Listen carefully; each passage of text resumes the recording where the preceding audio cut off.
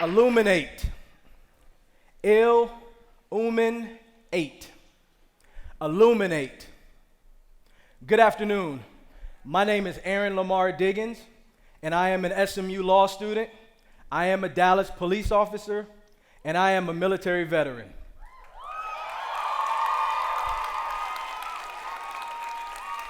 You see, today is not about me. Today is about you. I'm here for one purpose, and that is to encourage you to recognize the power you have inside of you to illuminate the world. Let's begin. Who in here listens to rap music? I love rap music. Now really, I'll listen to anything that sounds good, but rap music provides the rhythm to which my heart beats. I love the similes, I love the metaphors, I love the alliteration, the double entendres, I love the poetry. But most of all, I love the confidence that rappers display. I bet there probably never has been, nor ever will be, a rapper who does not believe that he or she is phenomenal, is the greatest, is the illest rapper around.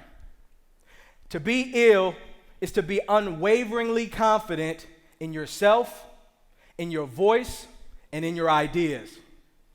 To be ill is to have an unshakable belief that you are worthy of being listened to despite the voices of others who would lead you to believe otherwise. You see, rappers don't just think that they are ill. Rappers know that they are ill. One of the illest rappers of all time, and one of my favorite rappers, is Jay-Z. In 2010, two rappers, Red Cafe and Fabulous, released a song entitled I'm Ill. In that song, the chorus loops a sample of a Jay-Z verse from a different song in which Jay-Z proclaimed, I'm ill. Disclaimer, if you download I'm Ill, it has explicit lyrics, so please download the clean version only, okay? I have a high schooler at home, I have an elementary schooler at home, and I do not encourage them to listen to explicit lyric versions of songs. So today, I'm not going to encourage you to listen to an explicit lyric version of a song. So please, if you download I'm Ill, download the clean version only, all right? Now, I brought up I'm ill for a very important reason. You see, it's one thing for me to stand here today and tell you that I believe you all are ill. You would not be within the sound of my voice if you were not ill in some very important way. Your illness brought you to this presentation. So I know you all are ill, but you need to know that you all are ill. The world needs to know that you all are ill. So you know what? I have an idea. Let's try something, but I need your help. Here's what I'm gonna do. I'm gonna say, I'm ill, and then I'm gonna point to you. When I point to you, I would like for you to say, I'm ill, and then pop your collars, all right? Now see, I don't know that many rappers still pop their collars anymore, but popping your collar is a way to signify your illness. So, again, I'm going to say, I'm ill, then I'm going to point to you. You say, I'm ill, and then pop that collar, all right? Let's try it out. I'm ill. I'm ill. Good, good. But you know what? This place is a music hall. It's designed for loudness. You see, I don't want you just to say you all are ill. I want you to profess you are ill. I want your instructors to send you all home early because they can't hear you. You were being so loud. I want you to say as loud as you can, let's shake this place down, how ill you really are. Y'all ready? Let's get loud. I'm ill. I'm ill. I'm ill. Believing that you are ill is the first step towards illuminating the world.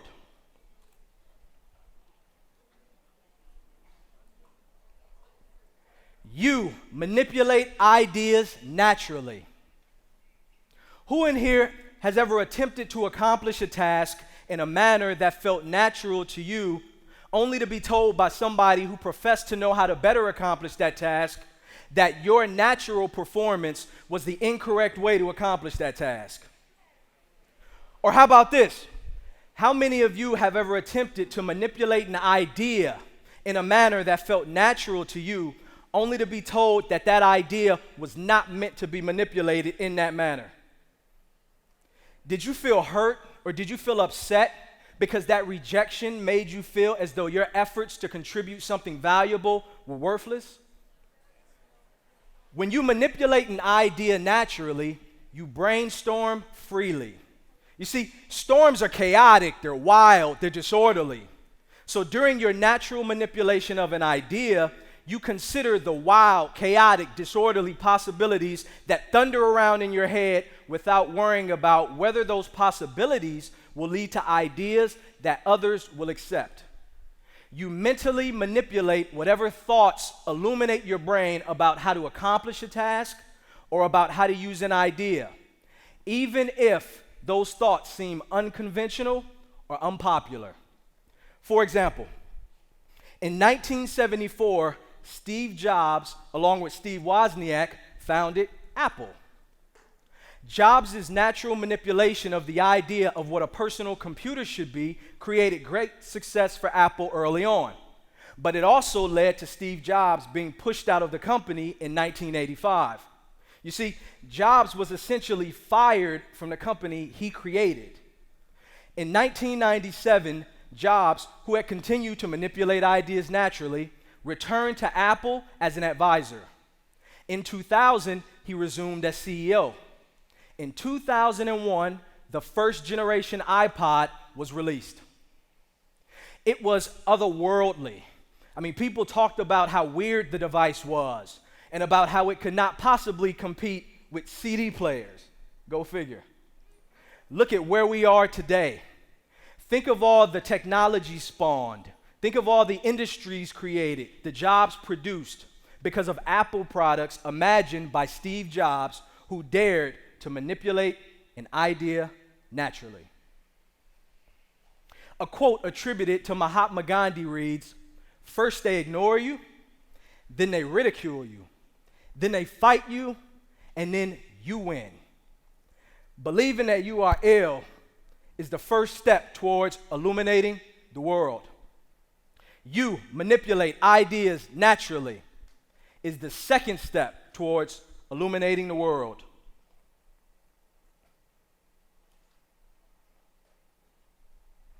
Attempt, attempt, attempt. It follows that once you've manipulated an idea naturally, you must then attempt that idea in order to discover whether or not that natural manipulation was successful.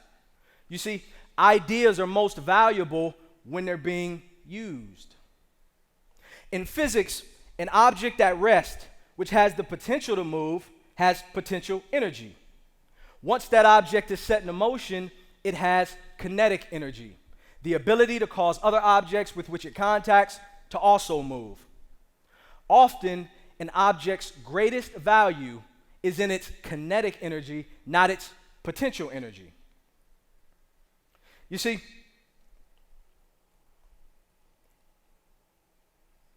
when you attempt an idea, what you attempt to do is unleash that idea's kinetic energy, to unleash its power in order to achieve a desired result.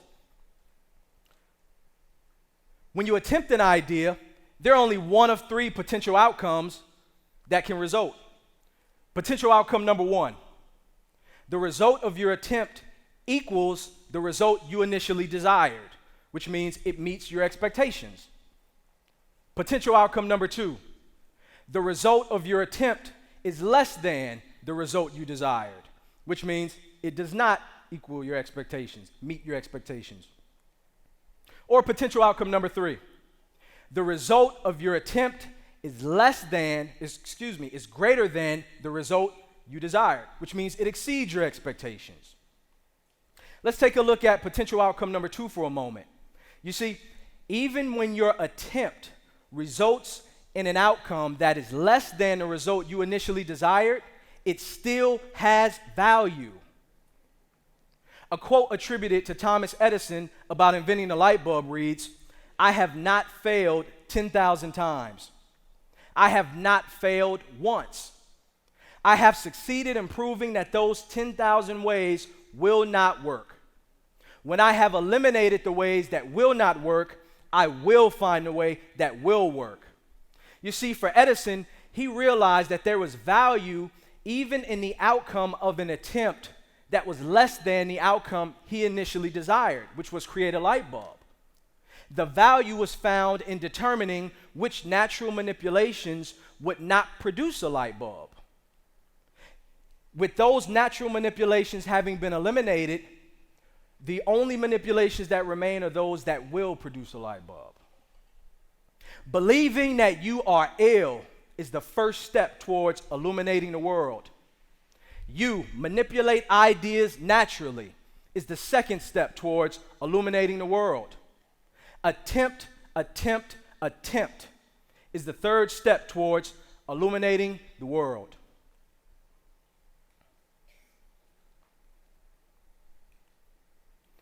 Enlighten others. This is the fourth and final step towards illuminating the world, and it is the most important. To enlighten another is to cause that person to have knowledge greater than the knowledge they previously had. It is to lead that person out of the shadow of minimal understanding into the radiance of complete understanding. It is to illuminate them. By sharing your light with others, only will your brightness reach its brilliance. Only when your light is brilliant may it illuminate the world. But why? Why does it even matter? I mean, why not just keep bottled the belief that you all are ill? That you have an idea that you've manipulated naturally, that you've attempted, the results of which you've learned? Well, I'll give you one important reason. The most important step each of you can take to ensure that human civilization keeps winning for all time is to illuminate the world by enlightening others. You see, life is a team sport. The ball of human civilization advances down the field of time because the energy supplied by those who have become illuminated is used to enlighten others. Others who will continue to carry that ball forward. Once that energy supply ceases, the ball of human civilization stops moving. Once that ball stops moving, human civilization deteriorates. Now, I don't know about you all, but I enjoy living and I enjoy winning. I don't want to deteriorate, and I know you don't either. I know you don't want civilization to deteriorate. The only way you can ensure that human civilization does not deteriorate is by using your illumination to enlighten others, which in turn illuminates the world. Believing that you are ill is the first step towards illuminating the world. You manipulate ideas naturally is the second step towards illuminating the world. Attempt is the third step towards illuminating the world. Enlighten others is the fourth and final step towards illuminating the world. Today, I have shared with you the path towards illumination. Now help me to illuminate the world. Thank you.